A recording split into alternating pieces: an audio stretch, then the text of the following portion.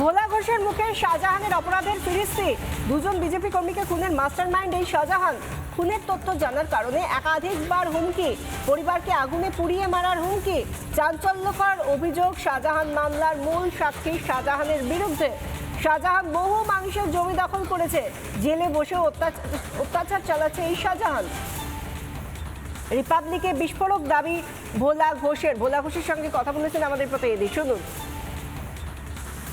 আপনার পরিবারের মানুষজন অভিযোগ করেছেন গত 3 মাস আগে থেকে এই ব্লু প্রিন্টটা করা হয়েছিল, আপনাকে কোনো একটা ভাবে খুন করা হবে, আপনাকে কোনো একটা ভাবে মেরে ফেলার একটা পরিকল্পনা হয়েছিল, যেটা আপনার পরিবার অভিযোগ করেছে।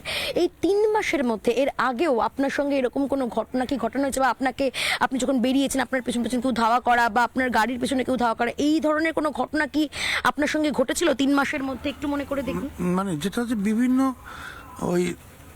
ওই প্রকৃতির ছেলেপিলে ঘুরতো, কিন্তু আমি এতটা আশা করতে পারিনি যে আমি এরকম একটা দিন দেখতে হবে, এরকম কিছু করবে না। আপনার এই ঘটনার পরে গোটা সন্দেশখালীর মানুষ আটকে উঠছে ভোলা বাবু। আমি তো নিরাপদ নয়, আমি তো সবসময় ভাবছি যে কোনো টাইমে আমার কোনো সমস্যা হতে পারে। আমি প্রশাসনকে জানাইছি যে আমাকে আপাতত একটু সুস্থ থাকার জন্য ব্যবস্থা করুন, বাঁচার সুযোগটা করে দেন। 28 জন ফ্যামিলি আমরা একটা বাড়ির ভিতরে থাকি, সবাই নিরাপত্তা বোধ করছে। আপনার কাছে কি এমন রয়েছে শেখ শাহজাহানের বিরুদ্ধে যেটা যদি আপনি বলে ফেলেন তাহলে সাংঘাতিক কিছু ঘটে যেতে পারে? সেটা ও ভাবছে, কারণ ও তো আমি যতদিন আমার সঙ্গে মিশেছে 13 সাল থেকে ভালো চলছিল।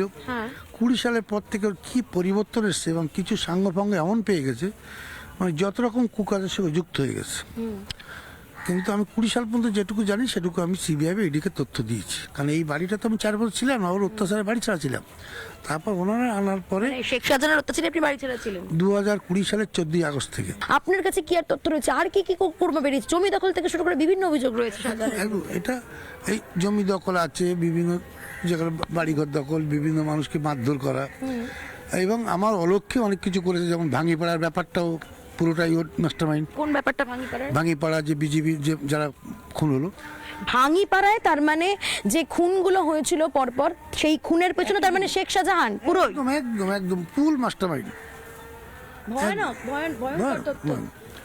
তারপরেই তো আমি 20 সালে বেরিয়ে গেলাম, যে যখন এই পরিবারটা শেষ করতে পেরেছে আমাকে শেষ করতে সময় লাগবে না। ওই করোনার সময় যদি 14 আগস্ট আমি বেরিয়ে না যেতাম, তাহলে আমার পুরো পরিবার পেট্রোল দিয়ে জ্বালিয়ে মেরে দিত।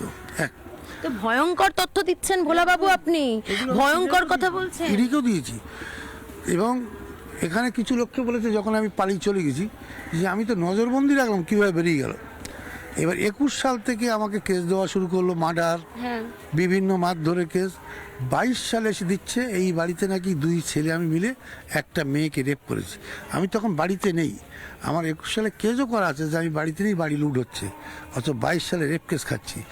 বাড়ি আসার পর 24 সালেও কেস দিচ্ছে শাহজাহানের বউ, আমি নাকি তার বাড়িতে যে তার বউকে তার মেয়েদের রেপ করতে গেছি আমার 2 ছেলেকে নিয়ে। তার মানে মিথ্যা অভিযোগ দিয়ে আপনাকে ফাঁসানোর চেষ্টা আগেই করা হয়েছে। হ্যাঁ, এবং পরেও করে গেছে। নানা ধরনের কন্টেন্ট দেখার জন্য লাইক করুন, শেয়ার করুন আমাদের ফেসবুক পেজ, সাবস্ক্রাইব করুন আমাদের ইউটিউব চ্যানেল। পাশাপাশি অন্যান্য ব্রেকিং নিউজের জন্য অবশ্যই চোখ রাখুন রিপাবলিক বাংলায়।